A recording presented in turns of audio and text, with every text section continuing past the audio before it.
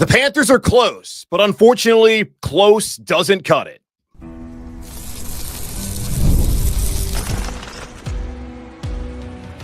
You are Locked On Panthers, your daily Carolina Panthers podcast.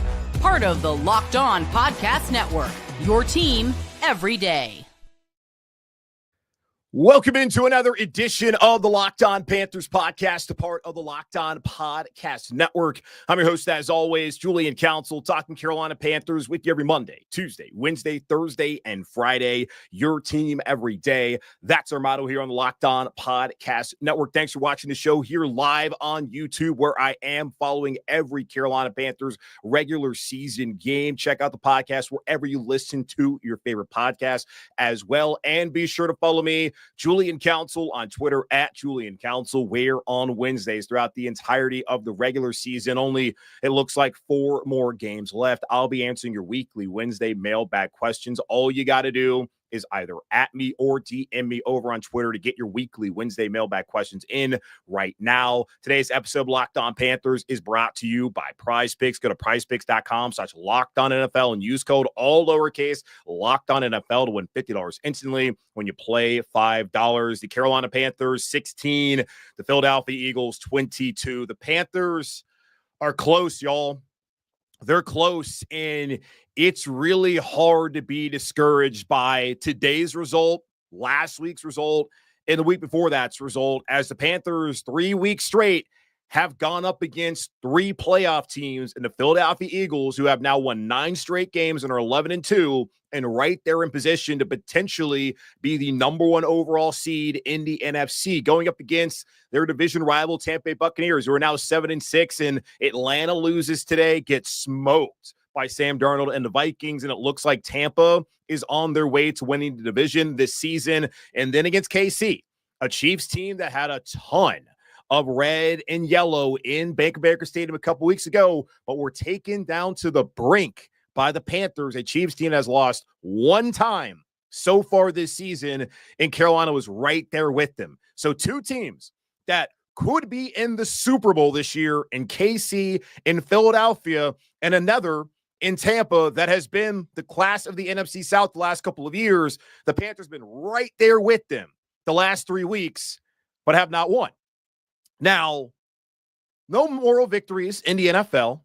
You either win or you lose, and sometimes you tie. So there are no moral victories. But for this fan base, for this organization and where they are headed, you can take them, but eventually they do get tiring to have a chance against Kansas City and just not be able to get that stop. And with 1:46 left in that game, I don't think anyone truly believed that Carolina was going to get that stop against Patrick Mahomes and the Chiefs. They were going to find a way to win that game again. And it's unfortunate they don't make that tackle. Mahomes gets down there, puts him in field goal range. Sucks to lose that way as time expires. Last week, I felt like the Panthers were the better team for 3 quarters without a doubt.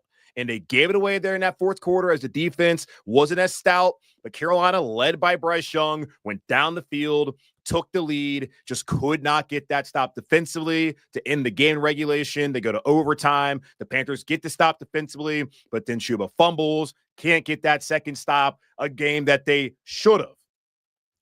Kansas City was a could have won. Last week was a should have won. And then today, despite giving up 209 yards rushing to the Eagles, this is a game that I felt like the Panthers should have won based off of what happened on that final drive with that drop by Xavier Leggett. But they are right there in position each week against some of the best teams in the league to potentially win. And that is a departure from what we saw week 1 in New Orleans when they got blown the hell out. Week 2 against the Chargers, on the road against Chicago, on the road against Washington. This same team that had those embarrassing results is right there with 2 teams that make it to the Super Bowl in Philadelphia and Kansas City, and another one that I think is going to win the NFC South in Tampa Bay.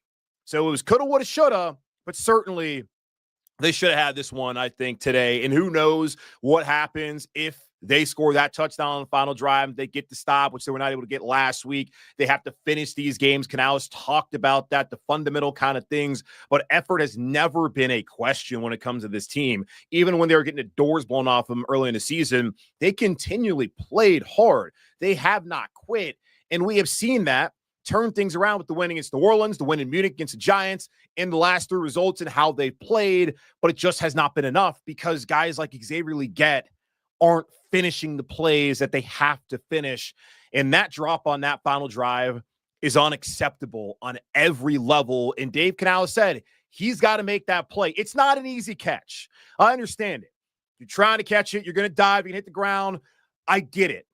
But he's paid to catch that ball. The Panthers took him in the first round to have the opportunity for that 5th-year option because he's expected to make those plays. And unfortunately, he's not making those plays right now and has not made those plays all season long. This is the second time this year you can look at Xavier Leggett drops and look at the direct result and put those two together and say, if he catches the ball against Cincinnati, maybe Carolina doesn't settle for a field goal. Instead, they score a touchdown and maybe they win that game in week 4. If he catches the ball today, he rolls into the end zone, the game is tied, and then Eddie Pinheiro has to make an extra point. And yes, Eddie missed again. I don't know what's going on there. I had someone say he hasn't been the same since his injury. The only time he was on the injury report in recent weeks was that week 12 game a couple weeks ago heading against the Kansas City. He made all 4 of his field goals and made his extra point. Last week, he missed 2 field goals, was not on the injury report. Today, missed an extra point, was not on the injury report. So I don't know what the deal is with Eddie Pinheiro right now, but he was the most accurate kicker in the NFL going into it last week as far as career, even though, yes, Tucker's having his issues in Baltimore. He has attempted far less kicks, far fewer kicks than Justin Tucker. But statistically, in the history of the NFL, no one had been more accurate than Eddie Pinheiro going to the last week. In the last 2 weeks, he has really struggled. So they got to get that figured out. But him missing an extra point, I think, was largely inconsequential to the result today. He would have had to make one to get the result to be 23-22 had Leggett caught that ball. But either way, man, offensively, you got to close out these drives. And to drop that ball in that situation, that's a tough pill to swallow. It truly is. And, like, I feel for the guy because obviously he does not want to mess up. Same case last week where Chuba Hubbard fumbled. He doesn't want to fumble the ball. None of these guys want to make mistakes. They want to execute, but the execution just isn't there for the Panthers in these situations for them to get over the top and potentially be a 6-7 team. And the hype completely uncontrollable had they won these last 3 games. Instead, we're encouraged, but also discouraged by the fact that they could have won these games and they did it because of just fundamental things like holding on to the football with 2 hands, like holding on to the ball and surviving the ground, which he could not do. And it looked like he had dropped it anyways before he even hit the ground, which is even worse for that to happen. I counted 3 drops today by Xavier Leggett. One of them was him getting lit up by CJ Gardner-Johnson. Not going to blame him there. I think everyone is going to drop that ball for the most part. So, yeah, it happens. Had a bad drop on that final drive prior to the last drop that he had. That cannot happen. And even before that, when Bryce was running around on the Panthers goal line, he then ran over the line of scrimmage in an illegal forward pass. Leggett dropped the ball in that situation too. Now, he did come up with a big play, helped out his quarterback, 31 yards. Thank God he caught that one because Carolina would have then been in a tough situation in a shot of their own goal line. Do you go for it on 4th 11 or not? Didn't have to make that decision because Bryce was able to evade the rush, got out to the left, and threw the ball down the field. Xavier caught it, and the Panthers were on their way to drive down the field, hoping to take the lead and win that game. But 3 drops, if you want to even count the one that was called back as a penalty, just that can't happen. And Dave Canales felt like the play should have been reviewed by the booth there. I was shocked when they said it was incomplete. It looked like to me in real time watching it on TV that he caught the ball, and great officiating that they saw that he didn't catch it. I too would have liked to have seen at least a review there. I found it odd earlier on in the game when Chuba Hubbard, there was like, that was ruled short, and then the play stood. I thought clearly that was a touchdown. So for the second week in a row, you're wondering what on earth are they looking at in New York when it comes to the Panthers and touchdowns that are ruled not touchdowns, which clearly to me, the drop or the catch that wasn't last week for Adam Thielen, who did say this week he should have caught it the first time. And I said the same, but I understand. He understands should have been a touchdown. Don't understand still to this day why it wasn't. But today, like that Hubbard one, like how is that not a touchdown? And then not looking at the catch, that was a drop there by Leggett. Don't really make a lot of sense to me why they didn't do that. But man, he's got to catch the ball. He's costing his team. 2 straight weeks, guys on offense have let down their team. Hubbard, who I don't really want to pile on because he's been outstanding. He's now over 1,000 yards for the season. And the Panthers have won a lot of these. Well, they haven't won a lot of games, obviously, but they've been in these games in large part because of Chuba. And I can't believe I'm saying that because of a running back. They've been in some of these games, but you cannot discount how well he has played so far this season. He's been a feel-good story as Carolina is turning things around and headed into the right direction, obviously, over the last couple of weeks of Dave Canales at the helm and the way Bryce Young has played. But then Leggett, he's a rookie. His team looked at the receivers on the board, and they felt like this was the guy they wanted to go after, and they went up in the first round. They got him. I had my concerns, and I get it. Quarterback play wasn't great in Columbia for many of those years. He had different coaches. He had injuries. Of course, the loss of his family. I totally get that.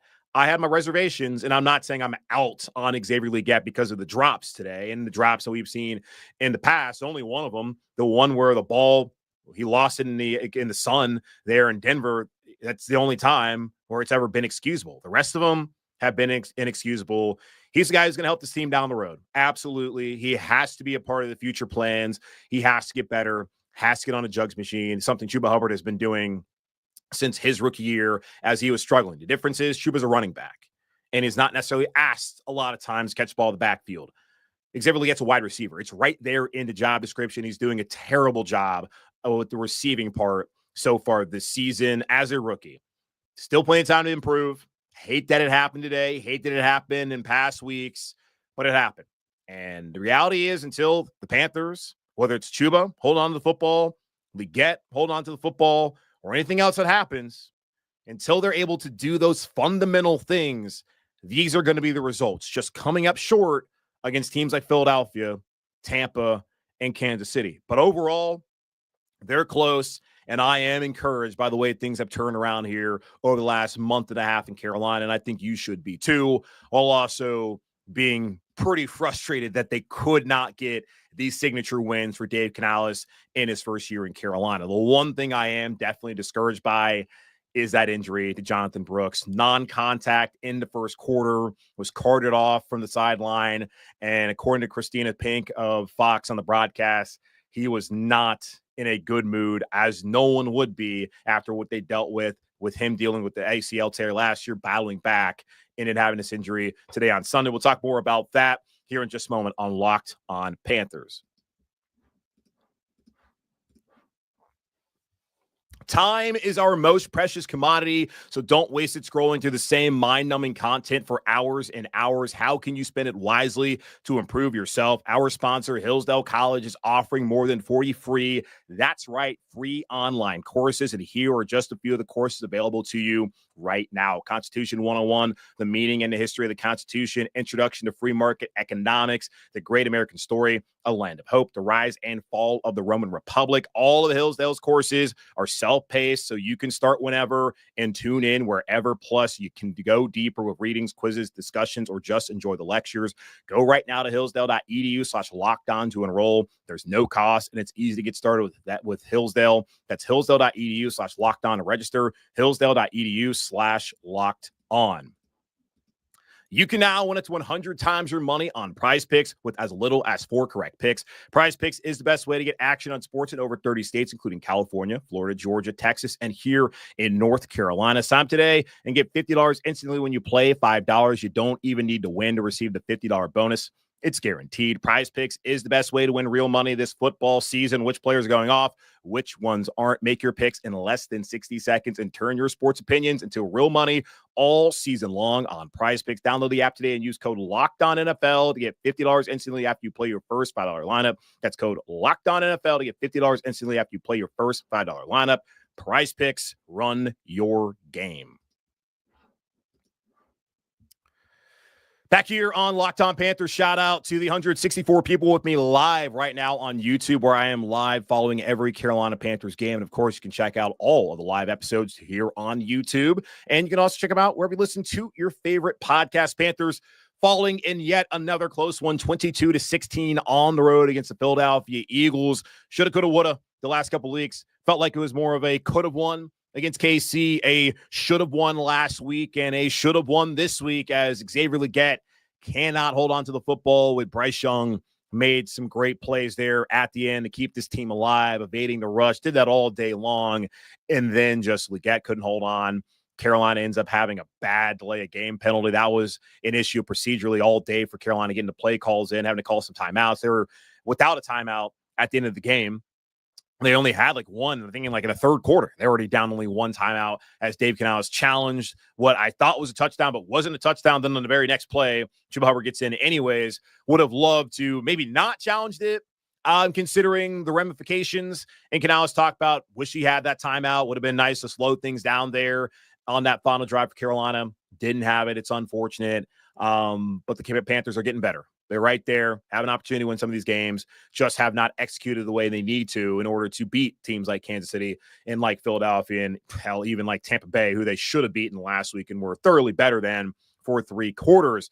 But today, one of the big stories coming out of this game is Jonathan Brooks, the second-round pick out of Texas, drafted 46th overall, wasn't in love with the idea of the Panthers taking a running back there in the second round, but understood. Dave Canales said they want to be stubborn about running the football, and they certainly were stubborn today about running the football, and that maybe in the future they could have a smash and dash 2.0 with Jonathan Brooks and with Chuba Hubbard. Getting all that in mind, okay, fine. They did that. That's what they want to do. It makes sense. Miles Sanders not going to be around. Hubbard, there's questions whether he would be around after the season. Go get your running back, a guy that you can have around for a long time. That's exactly what they want to do in valuing running backs. And it took some time, though, because he had a torn ACL last November at Texas, had a rehab, was not available throughout the entirety of the spring of training camp, and then just came back just a couple of weeks ago, and he's shown some promise. Had that 18-yard catch and run last week against Tampa Bay, showed some juice, and we're looking at it thinking, all right, here we go. There's a future here for Jonathan Brooks and Carolina with Chuba Hubbard the next couple of seasons. Now, that was likely going to come to fruition next year had he stayed healthy and really gotten up to the speed of the game in the final 5 weeks of the season. But unfortunately, that now is in question what it's going to look like for the Panthers in the backfield next year because Jonathan Brooks went down with a non-contact injury in the first quarter to his knee, gets the handoff, trying to make a cut, goes down. At first, I'm thinking, did he blow a tire? Is that his Achilles? Instead, it turned out to be a right knee injury, and he tore his right ACL last year. He was trying to hobble off the field, couldn't do it, gets taken off. Later on, carted to the locker room. Christina Pink on the Fox broadcast saying that he was in tears, and that can never mean anything good. Like Shaq Thompson, towel over his head, knew right then and there. That's an Achilles. That's probably the last we see of Shaq in Carolina. And with Jonathan Brooks, maybe yet another ACL. Hopefully not. Hoping for the best. Dave Canales said that there still is some more imaging that needs to be done to fully assess the knee injury. But Brooks is experiencing some pain in his knee. I would think like he's probably going to be done right for the rest of the year, even if it's not something significant. Because like, why at this point risk it at 3-10? You want him to play, obviously, but that's just not ideal. So we'll see. Probably find out on Monday when Canales meets with the media again to get the full understanding of what that is. What we know, non-contact, his reaction, experiencing pain, that tells me that this is significant. I'm hoping for the best. And one thing I don't really want to do right now is sit here and be like, wasted draft pick. I saw a couple of people put that out there when there was tweets, had somebody DM me asking about that. Like, I don't really want to get into it right now. We can talk about that later on once we know the full extent of the injury. But right now, can we just not wish the young man the best and hope that it's not significant? Because if it is, it may cost them all of next season, if not the vast majority like this year. And that's 2 years down the drain for somebody who has immense talent, clearly. And then we're looking at the final 2 seasons trying to see whether he's someone the Panthers can rely upon moving forward. But typically for running backs he doesn't have a lot of mileage. That's the great thing about having to play behind Bijan Robinson and Roschon Johnson, who are 2 NFL backs. He came into the league with not a ton of tread on those tires, but coming into the league with a significant injury. And if this is another one, that's going to make it difficult for him to have success long-term, not just in Carolina, but in the league. And I hate that for Jonathan Brooks. So I'm hoping for the best. And now we're seeing how important it truly is That the Panthers signed Chuba Hubbard to a 2-year, $15 million deal, which could be 4 years, $37 million if he hits on all the incentives. And if the Carolina has no choice but to keep him around, and this may factor into that, we'll see how that plays out in the future. So great to have Chuba locked up, because some serious questions about Jonathan Brooks moving forward with this non-contact knee injury. So I'm wishing him the best. I'm not going to sit here and say it was a wasted pick. I don't love seeing them take a running back in the second round, but I'm not going to sit here and debate whether they got it wrong or not after this guy has a serious injury and we don't even know what it's going to be just yet. Like, if it's not that significant, then let's not overreact. But right now, not great. So prayers up for him. J.C. Horn and Raheem Blackshear also injured in this game. J.C., who's been healthy all year long, headed towards what you would think would be an extension this offseason, has a groin injury. Fingers crossed as well that that's not significant, not ideal that he's having another injury. Hopefully it's not a big deal, of course. And Blackshear had a chest injury, apparently had to get some tests done. He's going to travel back with the team, but that's something where the NFL had to be super precautionary about it. I think kind of going back to what happened to Mar Hamlin a couple years ago, any sort of chest injuries, they're not going to mess with those. So good news there. At least he's going to be traveling back with the team. We'll find out more on JC and, of course, more on Jonathan Brooks when Dave Canales speaks to the media on Monday. But did not look good as far as it goes with Jonathan, and even JC hobbling as well. Did not look good as well. So we'll find out more about that on Monday. But shout out to Bryce Young.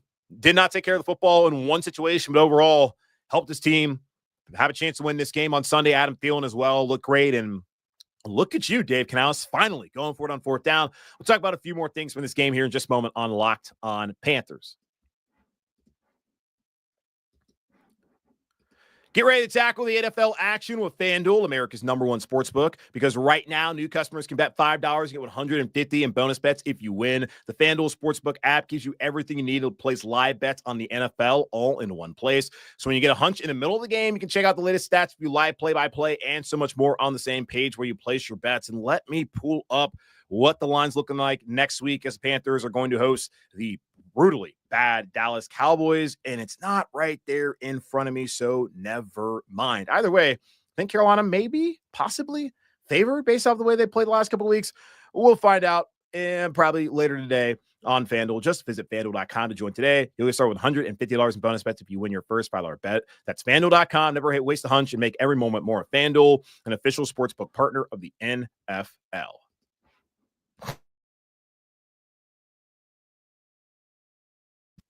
All right, back here on Locked on Panthers. Panthers fall yet again in a close matchup against a potential Super Bowl contender. Philadelphia winning 22-16 a game. I think Carolina should have won.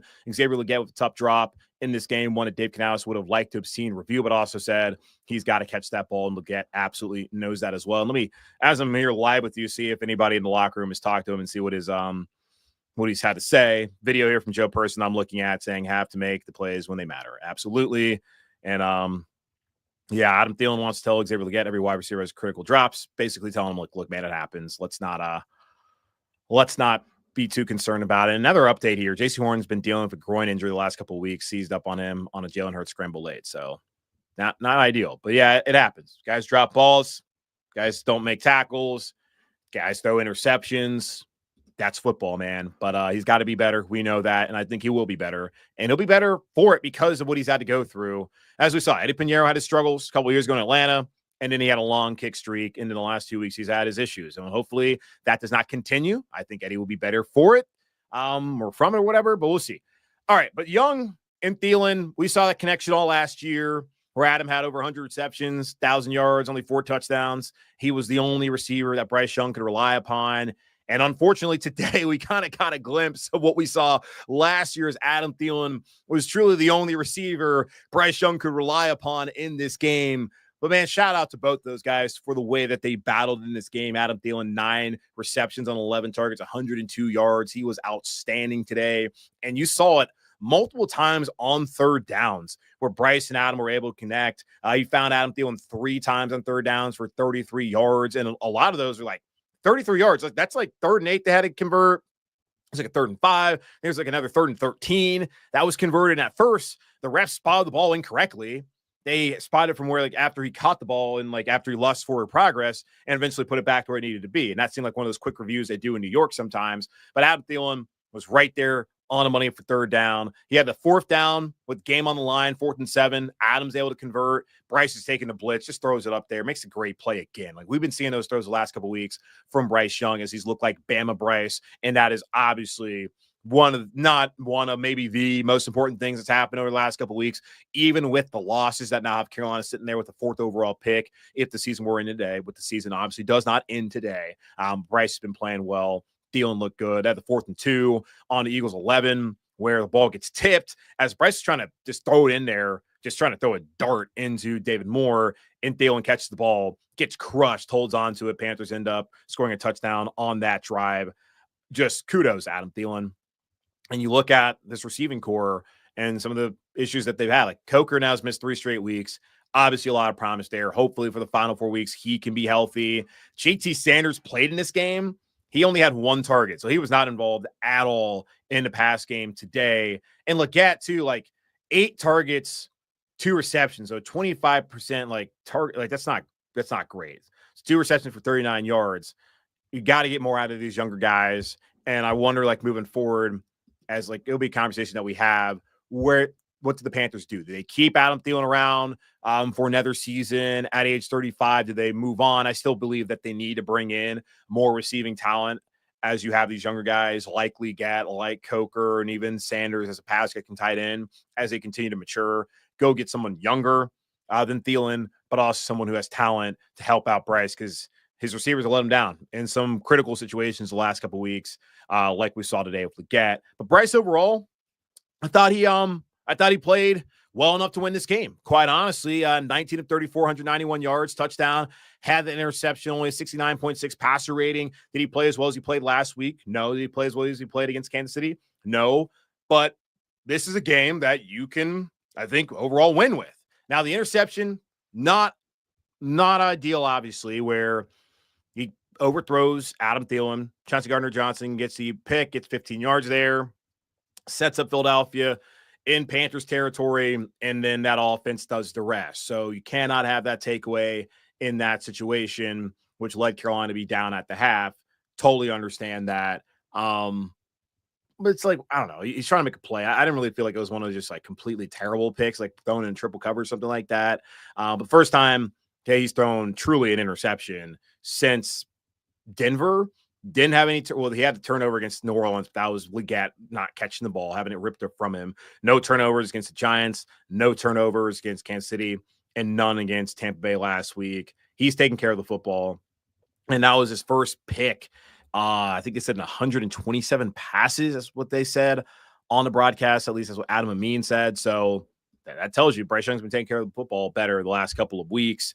And there's some issues there with the play clock where getting the plays in had a terrible delay of game. You got 4th and 5, 4th and game, and then, or 4th and 4, whatever it was, you get backed up to 4th and 9. That cannot happen in that situation. And on the next play, of course, they're not able to convert as Darius Slay bats the ball away from Adam Thielen. Good play by Slay. That rhymes. But yeah, not great there. That not with the clock situation. And Canales said that he could have done a better job of getting the plays in quicker. He knows what plays Bryce likes, what plays he doesn't like. And if he's in between two, call the one that Bryce actually likes. So he said that's on him. He had, I think, 2 delay games. The clock got down close a lot of times. Had to call a couple timeouts.